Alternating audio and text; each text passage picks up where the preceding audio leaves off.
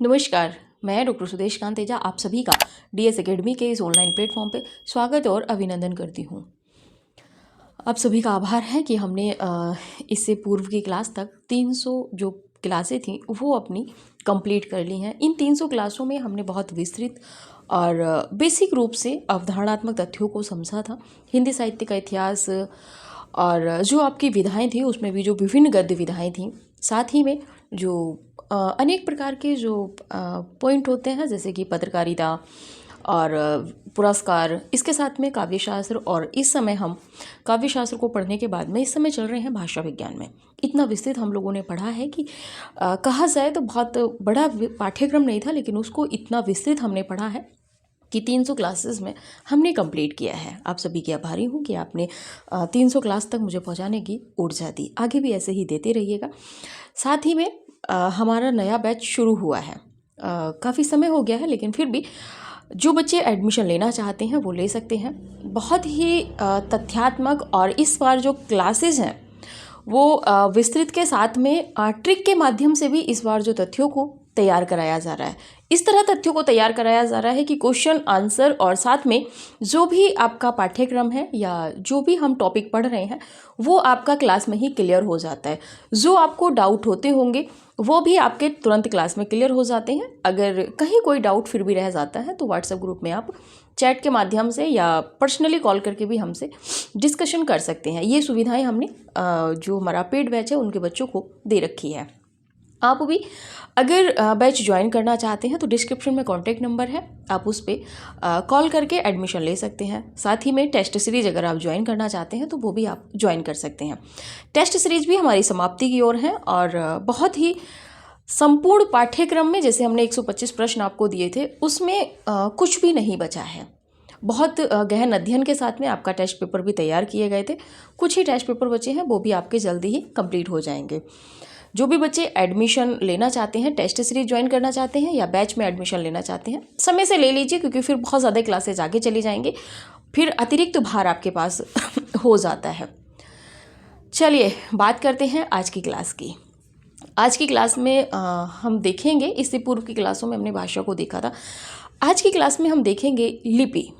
लिपि क्या है या कैसे उसकी हमें ज़रूरत पड़ी, और जो कुछ लिपियां हैं उनको देखेंगे।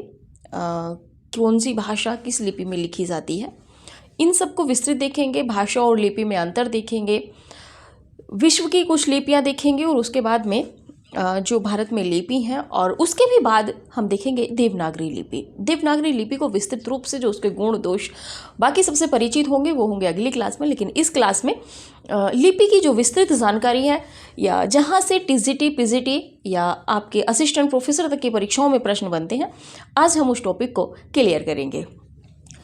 लिपि, देखिए लिपि से कई प्रश्न बन जाते हैं कि लिपि का प्रकार है या लिपि का क्रम। लिपि के क्रम से भी प्रश्न बनेंगे, तो जहाँ से प्रश्न बनेंगे वो सब जो टॉपिक हैं आपको नहीं समझ में आता होगा कि कहाँ से क्लियर होगा ये, तो आज आपके क्लास में ये क्लियर हो जाएगा। वैसे तो जब से हमने शुरू में पढ़ाना शुरू किया था तभी से हमने कहा था कि क्रमबद्ध रूप से हम अपने पढ़ाएंगे, और वैसे ही हम अपनी बात पे जितना हमने कहा था उससे ज़्यादा हमने किया है। एक क्रमबद्ध रूप में आपको पढ़ाया है। अनेक गद्य विधाओं में भी जो नवीन गद्य विधाएं थी उनमें भी हर गद्य विधा को हमने छुआ था, वैसे ही यहाँ पे भी हम हर टॉपिक आपका क्लियर कराते हैं। आगे पीछे हो जाता है उससे मतलब नहीं है, लेकिन आपके सारे टॉपिक एक क्रमबद्ध रूप में क्लियर है। चलिए बात करते हैं लिपि की। लिपि क्या है?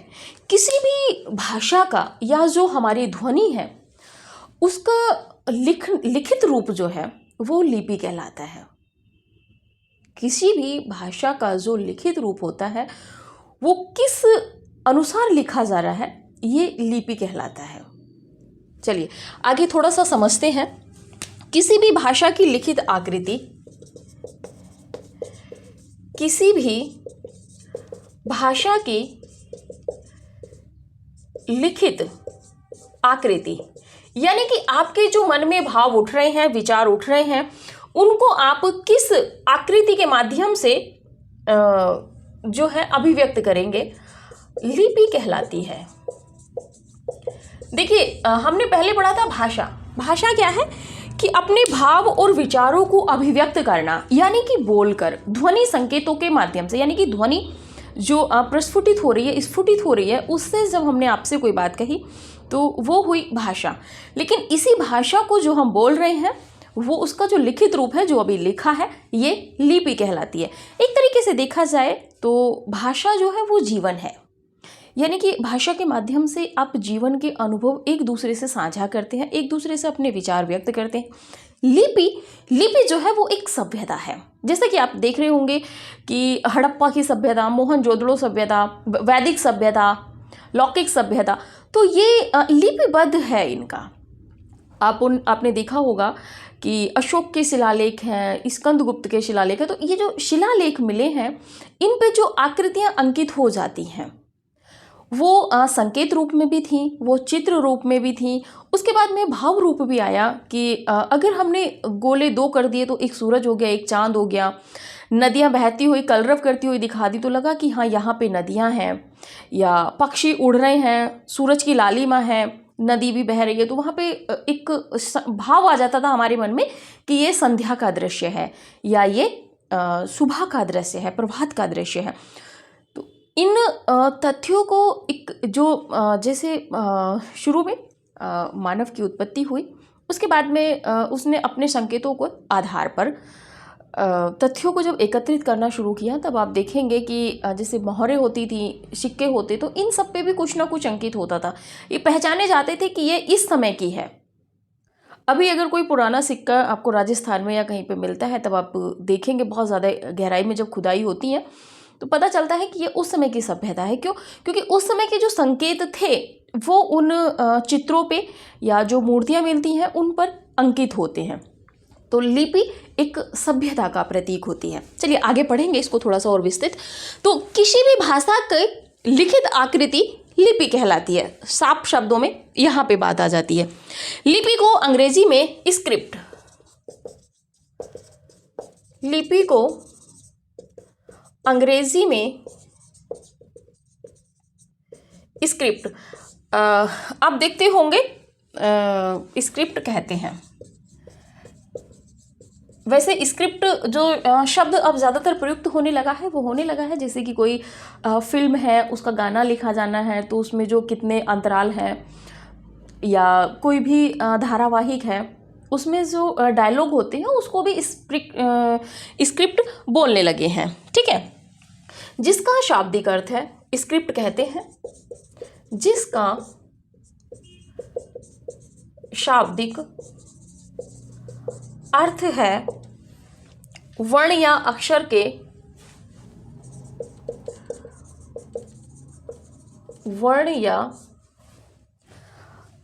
के अंकित चिन्ह, अक्षर के अंकित चिन्ह, लिखावट, लिखावट के बाद में यदि बात की जाए तो लिखने की विविध पद्धतियां,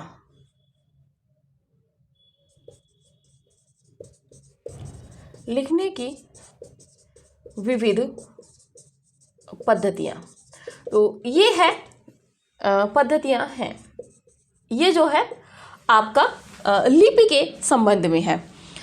इसी के साथ में देखिए लिपि आप सभी जानते हैं कि अंग्रेजी में इसको स्क्रिप्ट कहते हैं, जिसका शाब्दिक अर्थ होता है कि वर्ण या अक्षर, कोई भी वर्ण है या अक्षर है के अंकित चिन्ह, जो भी चिन्ह अंकित होते हैं, लिखावट या लिखने की जो विविध पद्धतियां होती हैं उनको लिपि कहा जाता है या स्क्रिप्ट कहा जाता है। जैसे कि आपने देखा होगा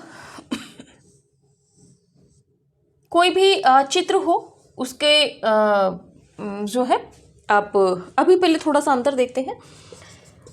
लिपि भाषा, यहाँ पे लिखने की बहुत कम आवश्यकता है, और लिपि में अंतर, थोड़ा सा अंतर देख लेते हैं, आपको अच्छे से समझ में आएगा, वरना आप कहेंगे कि भाव एवं विचारों की अभिव्यक्ति को भाषा कहा गया है, और यहाँ पे मैम पढ़ा रही हैं कि किसी भी भाषा की जो लिखित आकृति है उसे लिपि कहते हैं या वो लिपि कहलाती है। ठीक है, तो इन दोनों में एक तो यही अंतर है। लेकिन होते दोनों से ही भाव और विचार अभिव्यक्त हैं, ठीक है। लेकिन उसमें क्या है कि उसमें जो हमारी ध्वनि थी उसको एक अपनी ध्वनि के माध्यम से हमने व्यक्त किया, लेकिन उस ध्वनि को जो व्यक्त किया उसको जो एक आकृति दी लिखने की, वो हमारी लिपि कहलाई है, ठीक है। बात करते हैं भाषा क्या है। तो भाषा का यदि आप देखेंगे तो ये एक श्रव्य है। भाषा क्या है? तो भाषा श्रव्य है, यानी कि ये जो है सुनी जाती है, ठीक है।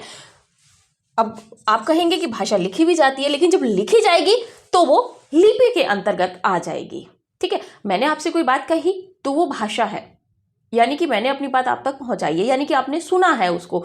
लेकिन जब मैंने उसको लिखा, लिपिबद्ध किया, तो वो क्या हुई? वो लिपि कहलाएगी।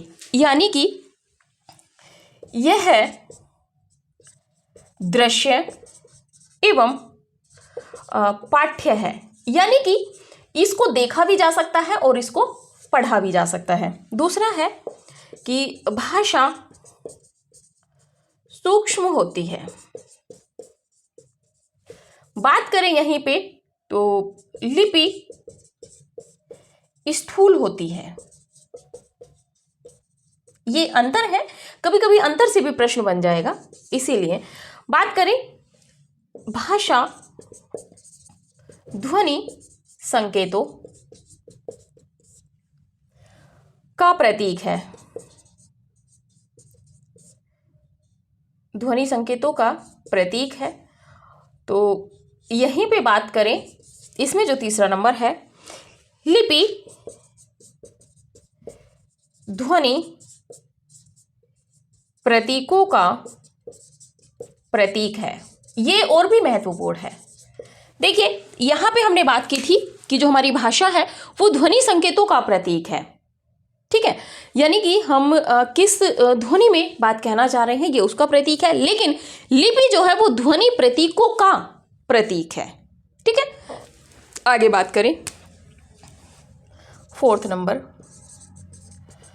भाषा का संबंध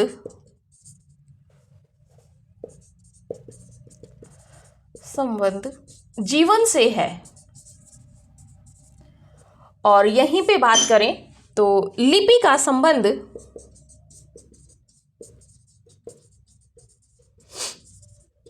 सभ्यता से है।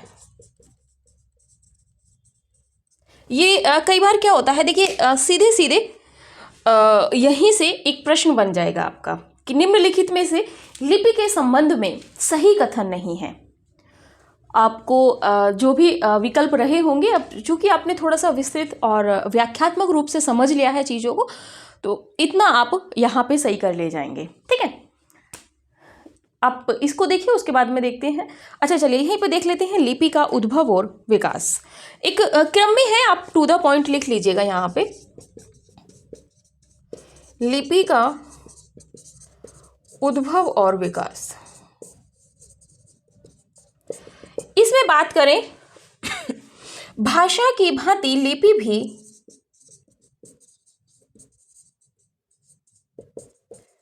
भी मानव बुद्धिमत्ता की अर्जित संपत्ति है।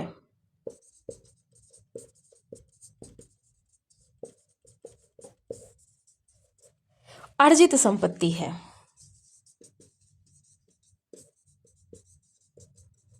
वो भी अर्जित थी, ये भी अर्जित ही संपत्ति है।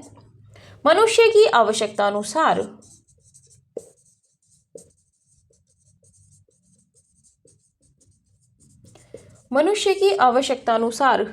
मनुष्य द्वारा ही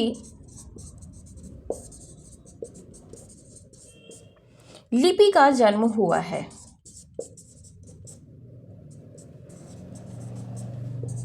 देखिए, यहां से भी प्रश्न बन जाएगा, ठीक है।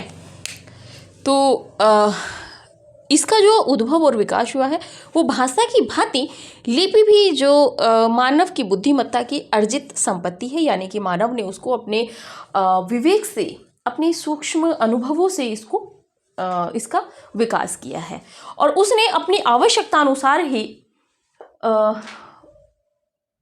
लिपि का जन्म हुआ है, यानी कि उसने अपनी लिपि को जन्म दिया है। पहले लिपियाँ बहुत ज़्यादा टेढ़ी मेढ़ी होती थी, लेकिन उसके बाद अंतर बढ़ते बढ़ते बढ़ते बढ़ते कहते हैं ना कि आविष्कार होते चले गए, नए नए प्रयोग होते चले गए। जैसे कि पहले आप देख रहे होंगे कि री होता था, अब री होने लगा है। ठीक है, जैसे पहले आप देखेंगे तो पहले ऋचा लिखा जाता था, अब ऋचा लिखा जाने लगा, है ना। तो ये इस तरह से ही इसमें परिवर्तन होता चला आया है। बहुत ज़्यादा हमें विस्तृत में नहीं जाना है, हमें उतना पढ़ना है जितना हमारा जितने से हम अपनी परीक्षा पास कर सकते हैं। आपको अगर इसका स्क्रीनशॉट लेना है तो आप ले लीजिए, उसके बाद आगे बढ़ते हैं।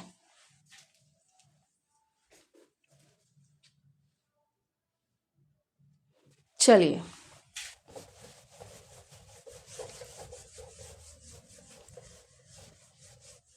देखिए इसको यहाँ पे पढ़ाने का मतलब था क्योंकि अब इसके बाद में वो पूरी लिपि को जब हम पढ़ लेंगे उसके बाद में हम पढ़ेंगे देवनागरी। यहाँ से प्रश्न एक बनने की संभावनाएं बढ़ जाती हैं लिपि के संबंध में, और प्रश्न बने भी हैं, बताएंगे कैसे बने हैं, लेकिन उसके बाद में बात करेंगे देवनागरी की। चलिए आगे बात कर रहे हैं लिपि का विकास क्रम कैसे कैसे हुआ।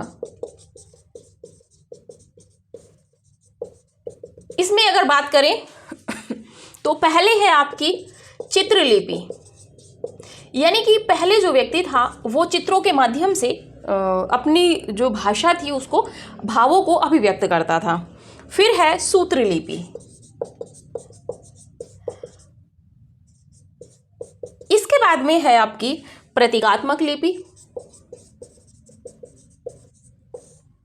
प्रतीकात्मक लिपि, प्रतीकात्मक के बाद में है भावलिपि,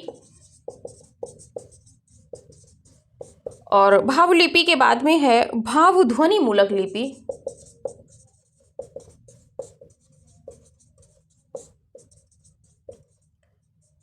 और इसके भी बाद है आपकी ध्वनि लिपि।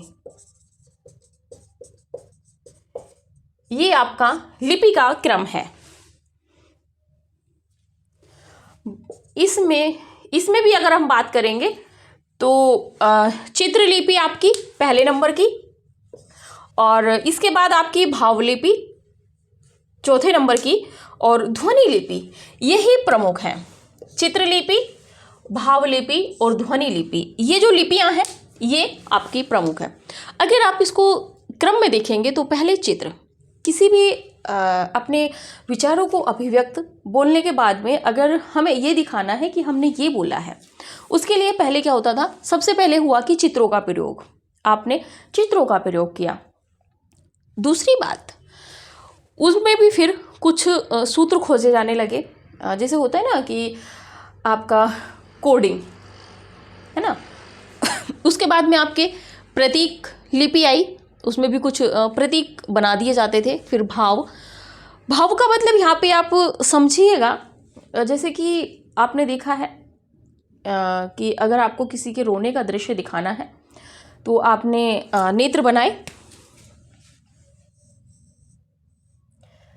नेत्र बनाने के बाद में आपने जो है यहाँ से आंसू दिखा दिए, यानी कि ये भाव होने लगा। ठीक है, हंसने के जैसे कि होता है, फिर भाव ध्वनि मूलक, और उसके बाद में ध्वनि लिपि आपकी आई है। इनमें जो मुख्य है आपकी भावलिपि है, ध्वनि लिपि है और चित्रात्मक लिपि है। लिपि का विकास क्रम, यहाँ से एक प्रश्न टीजीटी 2021 में बन चुका है, इसीलिए आप थोड़ा सा इस पे भी ध्यान रखिएगा। चलिए, यहाँ से बाकी प्रश्न नहीं बनेगा कि भावलिपि किसे कहते हैं, ध्वनि मूलक लिपि किसे कहते हैं, ध्वनि लिपि किसे कहते हैं। प्रश्न जो लिपि से बनेगा वो आपका क्रम से बनेगा, अगर इससे बढ़ के बनेगा तो। आगे बात करते हैं, पहले नंबर पे थोड़ा सा देख लेते हैं चित्रलिपि, जो प्रमुख है उन्हीं को पढ़ेंगे। ठीक है, यह लिपि, चित्रलिपि की बात कर लेते हैं।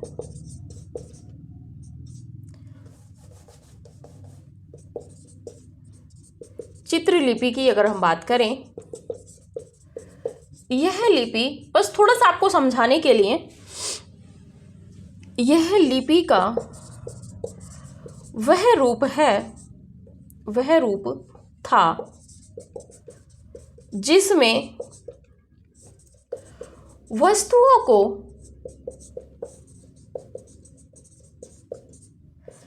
चित्रों के द्वारा अंकित किया जाता था।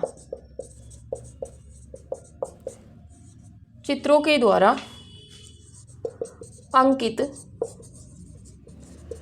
किया जाता था। दूसरे नंबर पे बात करेंगे आपकी भावलिपि।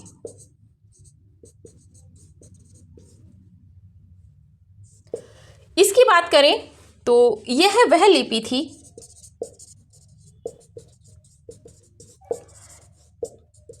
जिसमें ध्वनियों को व्यक्त ना करके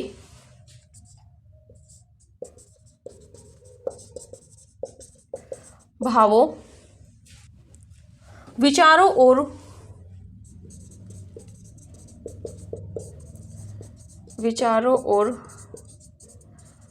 वस्तुओं को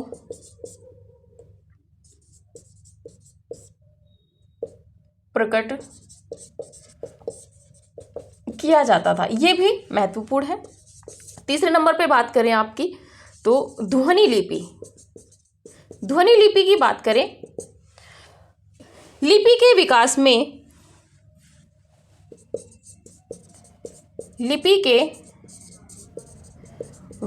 में सबसे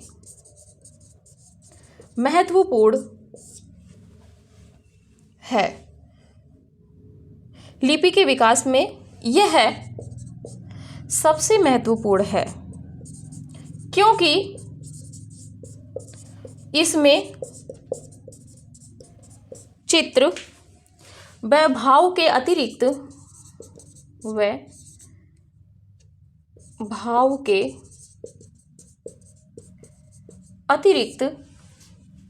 ध्वनि को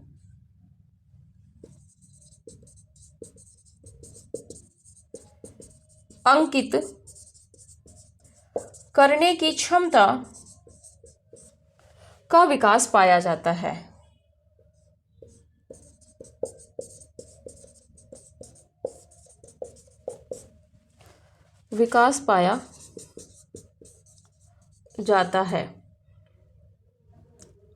और बात करें तो ध्वनि लिपि के उदाहरण के रूप में आप देखेंगे तो आपकी जो है देवनागरी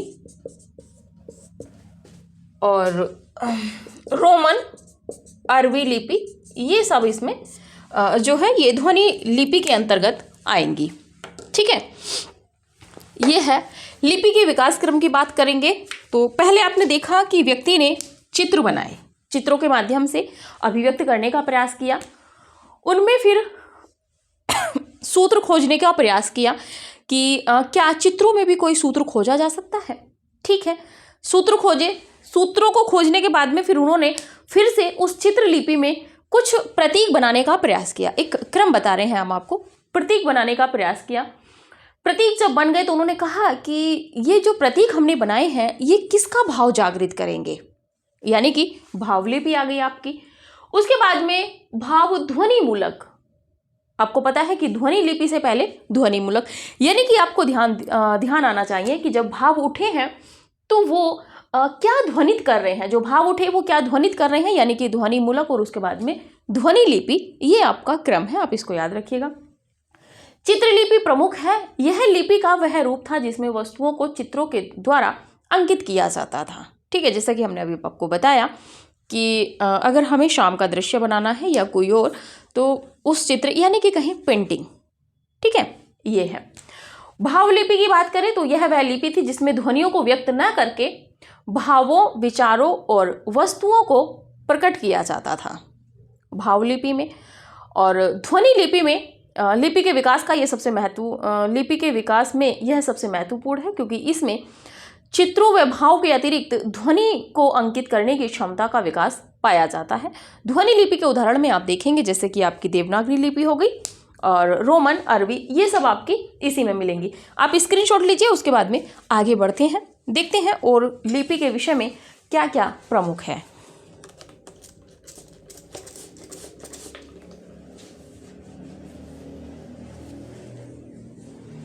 चलिए,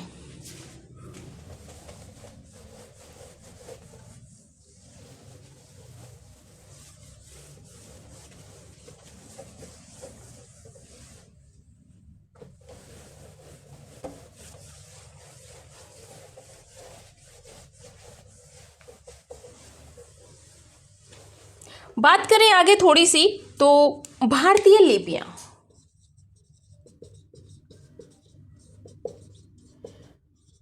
यहां से अब प्रश्न बनने आपके शुरू हो जाएंगे। भारत में अगर बात करें तो यहां पे दो ही लिपि थी। पहली है खरोष्ठी लिपि और दूसरे नंबर पे है आपकी ब्राह्मी लिपि।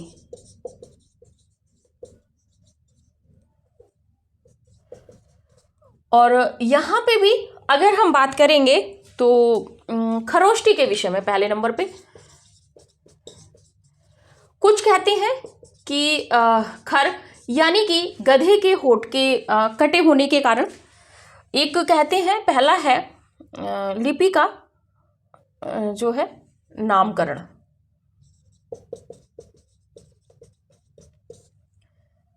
खरोष्ठी जो नामकरण हुआ है वो क्यों हुआ है? तो पहला है खरोष्ट ऋषि के नाम पर।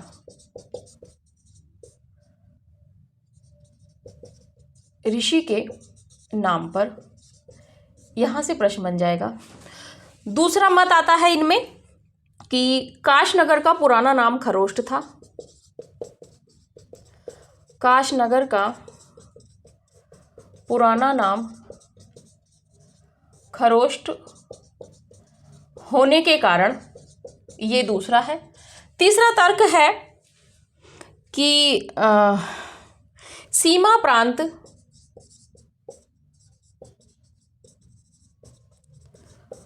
अर्ध सभ्य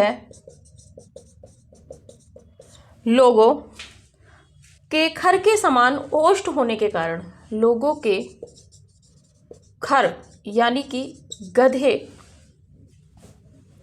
के समान ओष्ठ यानी कि होठ होने के कारण। फोर्थ नंबर पे यदि बात करें तो क्यों नामकरण हुआ है, तो डॉक्टर राजवली पांडे का कहना है, ये थोड़ा सा आप ध्यान रख लीजिएगा। डॉक्टर राजवली पांडे इन्होंने कहा है कि खर यानी कि गधे के ओष्ठ के समान भद्दी लिखावट होने के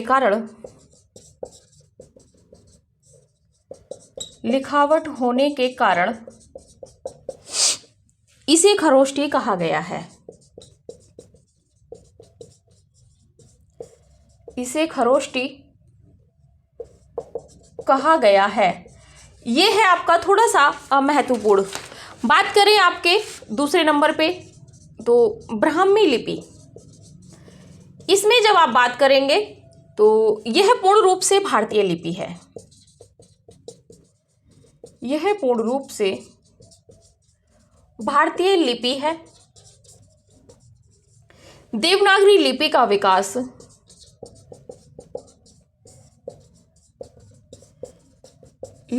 विकास इसी से माना जाता है। इसी से माना जाता है। यह लिपि भारत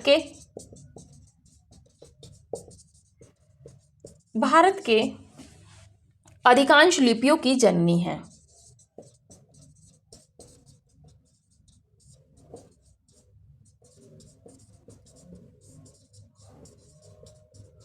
अधिकांश लिपियों की जननी है।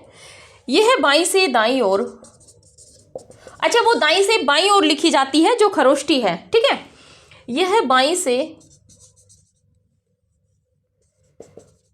दाईं ओर जो मैं लिख रही हूं, दाईं ओर लिखी जाने वाली लिपि है।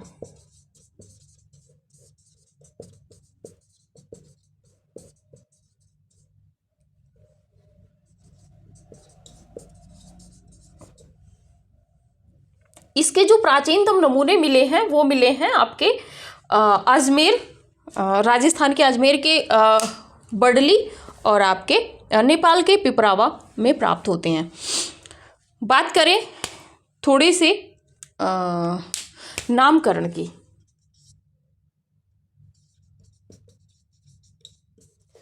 ब्राह्मी लिपि का नामकरण में अगर हम बात करें तो ब्रह्मा के द्वारा निर्मित होने के कारण,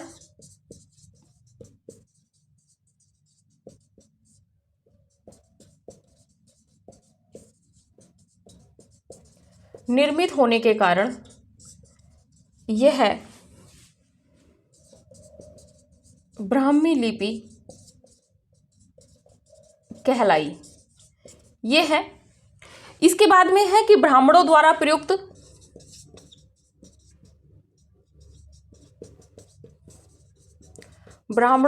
प्रयुक्त होती थी इसीलिए। और तीसरा नंबर है कि ये वेद और ब्रह्म ज्ञान आदि के लिए इसका जो है इसके कारण इसका नाम ब्राह्मी लिपि पड़ा है। सुनीति कुमार चटर्जी ने ब्राह्मी लिपि का विकास सिंधु घाटी सभ्यता के समान जो है तभी से इन्होंने माना है। ठीक है, थोड़ा सा देख लेते हैं। भारतीय लिपियां दो हैं, खरोष्टी लिपि और ब्राह्मी लिपि। खरोष्टी लिपि का नामकरण जो है वो खरोष्ट ऋषि के नाम के आधार पर भी माना जाता है। काशनगर का पुराना नाम खरोष्ट था, इसके कारण भी माना जाता है। और तीसरा है सीमा प्रांत अर्ध सभ्य लोगों के जो होठ होते थे वो खर यानी कि गधे के होठ के समान होते थे, इसीलिए भी इसका नाम खरोष्टी लिपि पड़ा। चौथा है डॉक्टर राजवली पांडे जी का कहना है कि खर गधे के ओष्ठ के समान भद्दी लिखावट होने के कारण इसे खरोष्टी लिपि कहा गया है। और ये लिपि जो है दाईं से बाईं ओर लिखी जाती थी, एक तरीके से कहें तो उर्दू की तरह ये भी लिखी जाती थी। ठीक है, ब्राह्मी लिपि की बात करें तो ब्रह्मा की लिपि आप सभी जानते हैं, यह पूर्ण रूप से भारतीय लिपि है। देवनागरी लिपि का विकास इसी से माना गया है। आप सभी जानते हैं ब्राह्मी लिपि से देवनागरी और देवनागरी से हमारी हिंदी है। हमारी हिंदी जो है वो देवनागरी में लिखी जाती है। यह लिपि भारत की अधिकांश लिपियों की जननी है और यह दाईं से दाईं ओर लिखी जाने वाली लिपि है। ब्राह्मी लिपि का नामकरण ब्रह्मा के द्वारा निर्मित हुई है, इसीलिए इसका नाम ब्राह्मी पड़ा है और ब्राह्मणों द्वारा बोली जाती है। और इसी में जो आपके कहा जाए कि तो ब्राह्मण ग्रंथ जो है एक तरीके से जो वैदिक ग्रंथ हैं वो भी इसी लिपि में लिखे गए हैं, इसके कारण इसको ब्राह्मी लिपि कहा गया है। आप स्क्रीनशॉट ले लीजिए थोड़ा सा जो है नामकरण, और इसमें थोड़ा सा आगे देखते हैं जो महत्वपूर्ण है। उसके बाद अगली क्लास में चर्चा करेंगे देवनागरी लिपि। अभी इसमें काफ़ी कुछ महत्वपूर्ण है जो परीक्षा उपयोगी दृष्टि से एक प्रश्न बनता है। चलिए,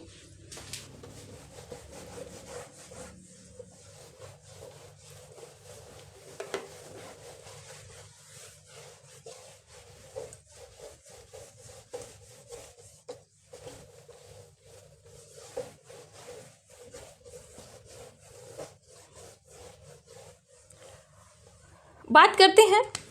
सुनीति कुमार चटर्जी ने ब्राह्मी लिपि का विकास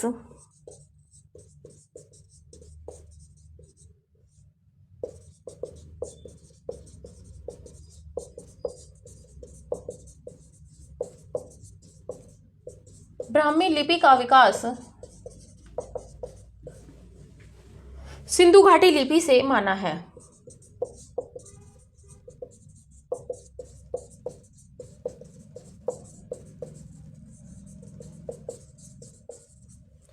आगे बात करें आपकी तो ब्राह्मी लिपि का जो प्राचीनतम नमूना मिलता है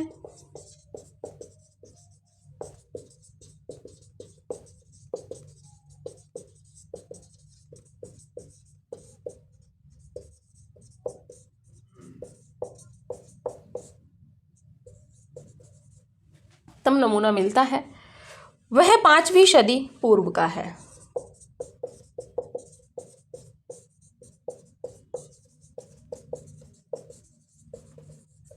ठीक है, आगे बात करें तो लिपि का जो विकास है वो देख लेते हैं। पहले है ब्राह्मी लिपि, ब्राह्मी लिपि के बाद में है शुंग लिपि।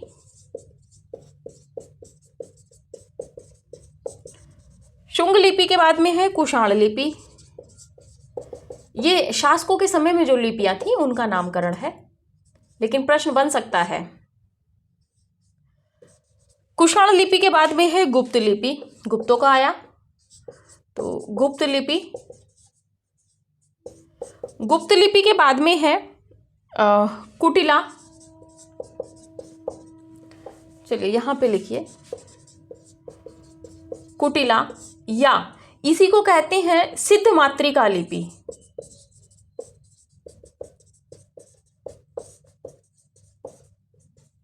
इनके भी बाद में आई है आपकी देवनागरी लिपि।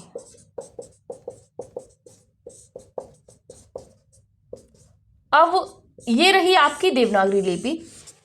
ठीक है, ये थोड़ा सा विकास था क्योंकि अभी की जो क्लास रहेगी वो यहीं तक रहेगी। सुनीति कुमार चटर्जी ने ब्राह्मी लिपि का विकास जो है वो सिंधु घाटी लिपि से माना है। ब्राह्मी लिपि का जो प्राचीनतम नमूना मिलता है वह 5वीं सदी पूर्व का मिलता है। अब बात करते हैं तो जो लिपि का विकास क्रम है, लिपि के विकास क्रम की अगर हम बात करें तो पहले ब्राह्मी लिपि है, उसके बाद में शुंग लिपि है, फिर कुषाण आए थे तो कुषाण लिपि है, फिर गुप्त आए थे तो गुप्त लिपि है, उसके बाद में कुटिला या सिद्ध मातृका लिपि कहते हैं, इसके बाद में आपकी देवनागरी लिपि आ गई है। अब अगला जो हमारा टॉपिक रहेगा वो रहेगा देवनागरी लिपि। इसका विकास, जन्म, नामकरण, गुण, दोष, ये सब हमारा इसमें रहेगा। लेकिन देखिए पिछली बार प्रश्न बना था लिपि से, इस बार जो प्रश्न बनेगा हो सकता है इस क्रम से भी आपसे प्रश्न बन जाए, तो थोड़ा सा इसको आप स्टार दे के रखिएगा क्योंकि यहाँ से प्रश्न बनने की संभावनाएं ज़्यादा हैं। बात कर लें 9568802463, ये आपका कॉन्टैक्ट नंबर है। जिनको भी नया बैच ज्वाइन करना है वो इस नंबर पे कॉल करके ज्वाइन कर सकते हैं। टीजीटी, पीजीटी, नेट, जीआरएफ और आपके अन्य राज्यों की जो सभी परीक्षाएं टीजीटी, पीजीटी हैं, और इसी नंबर पे कॉल करके आप टेस्ट सीरीज ज्वाइन कर सकते हैं। बहुत न्यूनतम शुल्क में दोनों चीज़ें आपको यहाँ पे उपलब्ध कराई जा रही हैं। जो बैच है वो भी बहुत न्यूनतम, बहुत एकदम अत्यल्प शुल्क है, बहुत ज़्यादा नहीं है यहाँ पे। और इस बार जो क्लासेज हैं वो और भी विस्तृत हैं और ट्रिक के माध्यम से भी इस बार जो क्लासों को आप तक पहुंचाया जा रहा है, यानी कि जो टॉपिक आपको पढ़ाया जा रहा है क्वेश्चन आंसर के रूप में, वहीं पे आपको एकदम से स्पष्ट करते हुए तथ्य इस बार तैयार कराए जा रहे हैं। तो जो भी बच्चे एडमिशन लेना चाहते हैं इस नंबर पे कॉल करके समय से आप अपना एडमिशन ले लीजिए। ठीक है, तो फिर अभी की क्लास यहीं तक रखते हैं, मिलेंगे अगली क्लास में। देखते हैं देवनागरी लिपि को कितना विस्तृत आपने पढ़ा है और आगे आप कितना पढ़ेंगे। ठीक है, आप सभी का धन्यवाद।